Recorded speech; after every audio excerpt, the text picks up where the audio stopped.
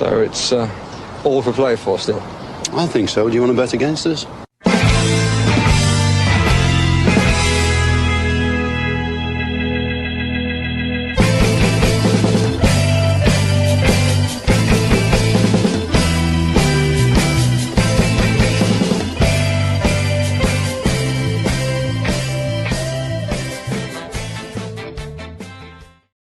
Hello, Aston Villa fans. Welcome to For the Love of Paul McGrath podcast for our preview of Brighton versus Aston Villa. Fourth plays fifth in the league.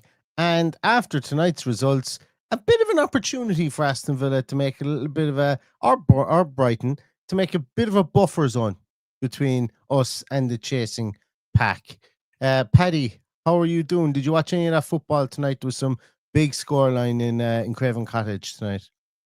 I saw the last 10 minutes, including the 8 minutes derogatory amount of injury time that was played. Yeah, the least they could possibly do. I actually forgot there was football on. I went off to the gym to do a class and was lazing around in the sauna, forgetting there was any football on. So I really wasn't too pushed, as you can imagine.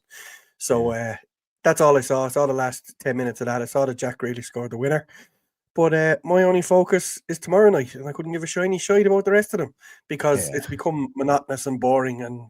But then something mad happens, like a 5-4 game, which is great for the neutral. But not very many games these days are good for the neutral. But but I think we've got a good game in our hands tomorrow night, as you said. Fourth plays fifth. Whoever wins, if there is a winner, opens up a decent gap. Also closes the gap on Manchester City ahead of us and Arsenal, who are playing tomorrow as well. So, and plus Arsenal, we're playing Brentford, at the weekend. and Sunderland, Liverpool are the other two kind of to look out for. Well, that's it. We'll be joined on, if we lose tomorrow, we'll probably be joined on level on points with Liverpool. So there's a lot going on below us, but a win would be absolutely monumental in the run that we're going on this side of the transfer window, let's call it, and we'll stick to the one we know most about, and that's what's going to happen tomorrow. And the unfortunate news that we found out that we're going to be without Ross Barkley for a couple of months. Yeah, which is disappointing. But what can you do? It's tough on Ross after getting himself back into it. And playing a major part in finishing out games for us that this happens. And look, we could do with all our players being injured because we're going to need them in this tough Christmas period. None of our players been injured. You said all of them being injured. You could do it. None of our players. All our players being fit. All our players being fit. Sorry, that's what I meant to say. Yeah. Yeah, it's a long day. It's a long day, exactly. I've had the same, yeah. So this won't be our normal 30-40 minute podcast. Both of us are ready for the scratcher at this stage. Been a long old day here in both of our lives, but I can see this one tomorrow. You know, as I say, fourth place, fifth. Tomorrow is up there, obviously being away in the Amex. Tomorrow is up there in the must not lose territory, I think, for me. So I'd be happy with a draw tomorrow. Absolutely no problem with a draw tomorrow. Come out of it with a win, it really opens opportunities for you. Like, genuinely, I believe you come out of this with a win, you go into Arsenal actually kind of half talking yourself into being in a title race the weekend. What do you mean? Like, I know it's mad. I know we're not in a title race. We're in a title race. We're not in a title race. There's no point in being in the top four and within touching distance of someone you play twice in the next 3 weeks and not talking about it. It's a possibility. It's always a possibility until it's not a possibility for me. Mind you, if we had this conversation on probably the 1st of September, I would have had you committed. That's the way I felt about it at that stage. But that's the beauty of football. This is not going to be easy tomorrow. You know, they've beaten Man City, they've drawn at Spurs, they've beaten Chelsea, they lost to Man United and Arsenal, obviously, unbeaten in the last four. Leeds, Brentford and Forest wins and a draw at Crystal Palace, which anyone is capable of. But and they're scoring goals, which is worrying. And Danny Welbeck is on fire, so they say. But hopefully we can keep him at bay. But 35-year-old Danny Welbeck is having a bit of an Indian summer with 7 goals in 15 games, which is More than any of our players, anyway. That's for sure. Exactly. Yeah, it's as More many than most, as in fairness. as many as Wolves. Paddy, can you tell me the 3 teams in the Premier League that have not lost at home this season? Can I tell you? Well, Brighton is one. Yes, Brighton undefeated at home. Other than that, I'm not so sure. I'm going to hazard a guess at Newcastle. No, Newcastle have been beaten twice this year at home. I'll give you a clue. It's not Reinderland. Sunderland. Yeah. Sunderland are undefeated. And Right. one then is Arsenal, top of the table. Oh, Arsenal, obviously. Yeah. Yeah. So like, Brighton's home form is brilliant this season. Villa's what's going on there? So sorry. Villa's away form this season has been patchy enough. We're 2-2-2. 2 wins, 2 draws, 2 losses so far this season. So that's why, like, as I say, this one is a must not lose game tomorrow. But am I right in saying, Paddy, we had to go to the Amex to beat Brighton on the last day of the season to get us into 7th place in Unai Emery's first season? Was that at the Amex or was that at Villa Park? No, but we did have an opportunity to. We beat Brighton at Villa Park to get into the Conference League, and we did have an opportunity to put things to bed on the Maybank holiday weekend. If you remember, me and Ronan went to Brighton and we lost 1-0, and we just never showed up. Yeah, I think that's our only defeat. I think that's our only defeat in recent years at the Amex. So we've done pretty well against them. So I hope that that run kind of continues tomorrow, because it will be huge if we get 3 points tomorrow, as you say, to keep that gap between what's coming behind us. Yet we can. I'm calling it a title race. We can keep in touch with the ones ahead of us, especially heading into the weekend we have in front of us. If we win tomorrow, I'll start calling it a title race as well. Then we go in against Arsenal, top battle of the top 3, 1 point behind Man City, however many points behind Arsenal at that stage, and then we can start calling it. But calling it a title race, I think. But the fact that you are right. The fact that we played them, like, anything can happen in the game of football. It's just I think I want to create a gap behind us as opposed to be looking up in front of us at the moment and consolidate with Champions League. Consolidate with Champions League football, Paddy. Isn't that the most beautiful phrase to be able to say in an Aston Villa podcast? Well, that's the most important thing that happens this season, that we find our way back into that Champions League, that we put our mark on it, we stay in it, and then we can start competing for trophies. Not saying that we won't win the Premier League or Europa League or wherever we're in the fight for, but it's when you continuously play in the Champions League, that's when you start winning trophies. So fingers crossed that we can get into it this year and start to grow on it, because I'm not getting any younger and I want to see us win a few trophies before I have to hang up my passport from those day trips which nearly killed me last week over to Leeds. And there's many more. Like there's 2 generations of people that haven't seen us win a trophy. There's people bringing their kids to matches at the moment who themselves have not seen us win trophy. So fingers crossed we can do both. We can get into the Champions League and win something. Will be absolutely magic. I think so too. Yeah, I'd absolutely love it. Yeah, my camera's gone out of focus. What was happening there? So it's because I keep on going back and forward here. I need to get rid of my chair. My chair has been broken almost all of the calendar year of 2025. So I think I should just throw it out. It doesn't latch at the back, so it only goes backwards. So I think it's time to throw it out and actually use the lifting mechanism on the standing desk that I have. So maybe next time you guys see me, I'll be taller. I'll be up. You'll be able to see more of what's behind me the next time. But anyway, that's a small bit of production value here that I need to sort out. And actually, in the coming months, you're going to see a completely different background, because we'll be moving to a completely different place in the next few months. So that's a bone of contention. That's why I'm withered after today, is chatting about all that stuff, that nonsense. But where was I? Today I've been moved out of my office too, so it's all all change on. You'll be moved out of there? I am. I don't know. Anyway, why can't things just stay the same? Paddy, another things need to change. Things need to change. We change. Villa win trophies. That's the way it goes. Yeah, Mix it up a little bit. Villa to win trophies, and then for it to stay the same. Then after that, how's about we do that deal? Yeah, we'll do that deal. Absolutely. Do you think, Paddy, as well? I think like it's it's arguable to say that both ourselves and Brighton are completely and utterly under the radar because of the concertina effect. Everybody's wondering about the price of the price of the players that Liverpool have bought, and they're underperformance, yet they're only 3 points behind us. Everybody is going on about Thomas Frank. Yes, he's gone into Spurs and they're underperformance. Yet I think they're only 2 points behind us, or 3 points behind us as well. A lot of people are focusing on Ruben. Do you know what the funny thing was, Paddy? I don't know that I mentioned this in the last podcast.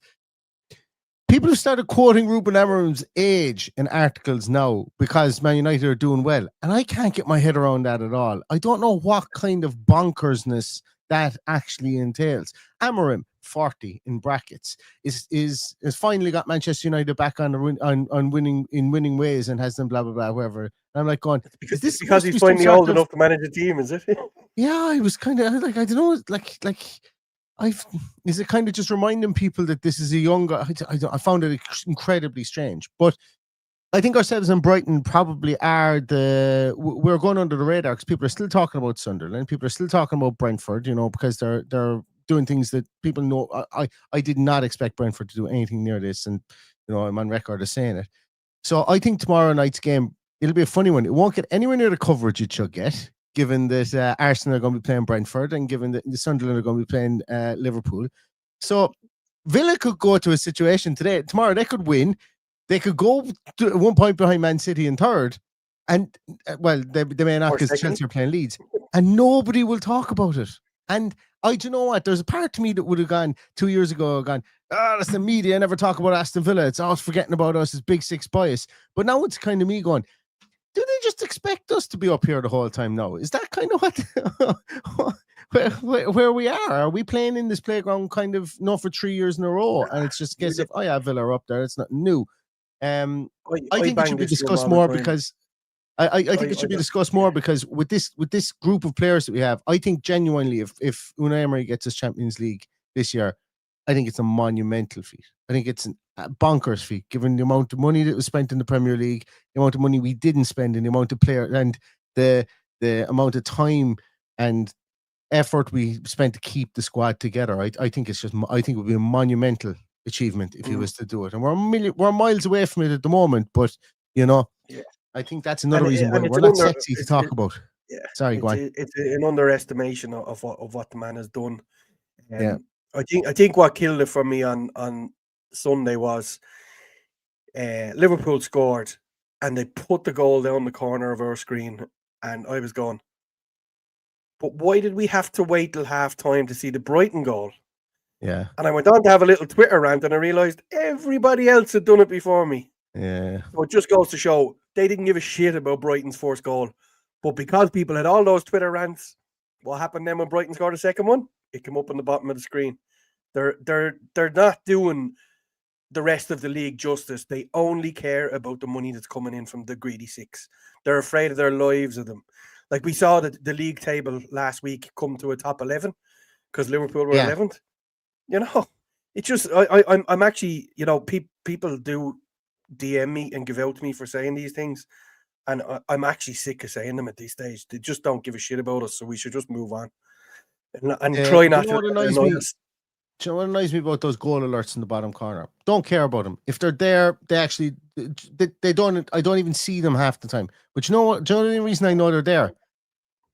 The crowd noise from the dub in from the goal is louder than the crowd noise that's on. So so one of the kids watching the game at the weekend, one of the kids decided they were going to go running around the corner with a screwdriver in their hand. Don't know where they find the screwdriver. Nobody, please, no commenting on my parenting skills. I do a great job at the best of times, but I noticed he had a screwdriver in his hands. No idea where he found it. Anyway, I went to go and get it, and I heard a big cheer from the TV, and I was there, Villa, or somebody must have scored. I ran in. There's one of the tiny little boxes in the bottom corner, and it's louder noise. The noise for the goal alert is louder than what's going on in the actual games you're trying to watch. Call me old-fashioned or call me on some sort of, I don't know, or whatever, call me stupid, but that really annoys me, bugs me to high heaven. The problem I have is all the games were on TV, so watch whatever fucking game you want. And leave the rest of us out of it. It's the same when who's on at 4 o'clock? Chelsea and can't remember who it was. Chelsea and Arsenal, was it? And the Arsenal team arriving off the bus. Who wants to see them getting off the fucking bus? Seriously, like.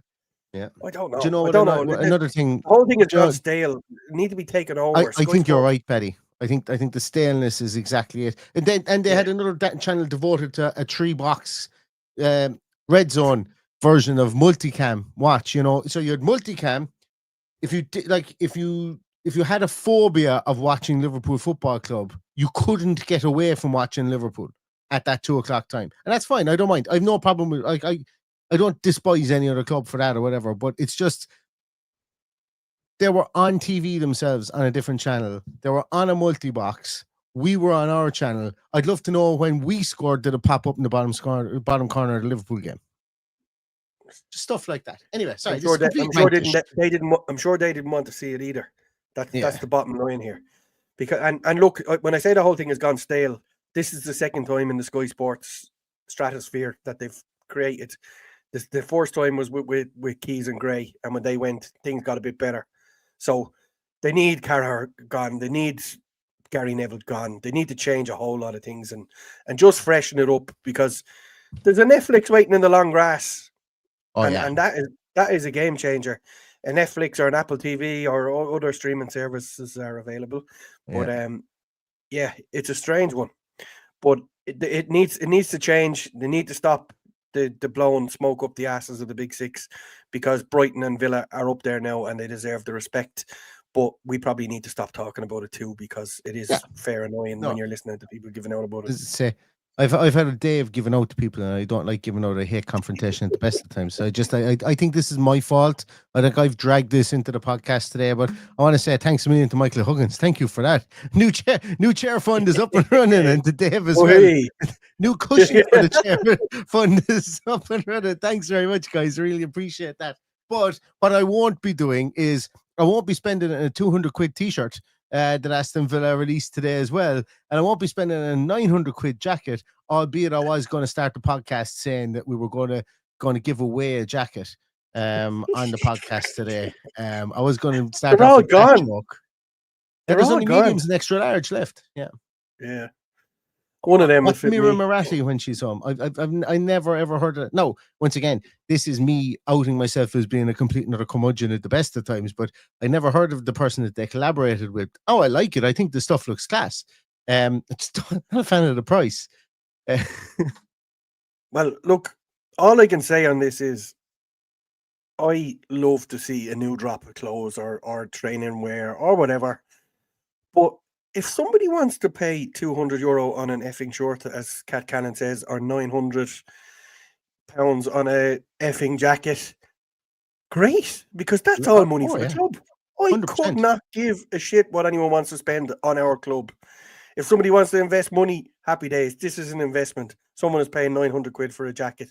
Bring it on. But the burning question we have is, did we bring in Elliot to play football or model clothes? It seems to be model clothes. I'd say that all those bits were knocked out in the one day. I'd say. I think, and as Rachel says there, absolutely. I want to make that clear as well. Look, each to their own. If you can afford that stuff, I'm jealous. I'd love to be able to afford that stuff. And look, it goes back, Paddy, as well. I wasn't messing. I sent you a thing during the week. Chelsea are now charging 1,750 quid. And you can, I think it's up to, I think there's 30 places available, I think, no, it's not. It's 25 places, I think, available per game. 1,750 quid. And what you get to do is you get to go in and you get to set out a player's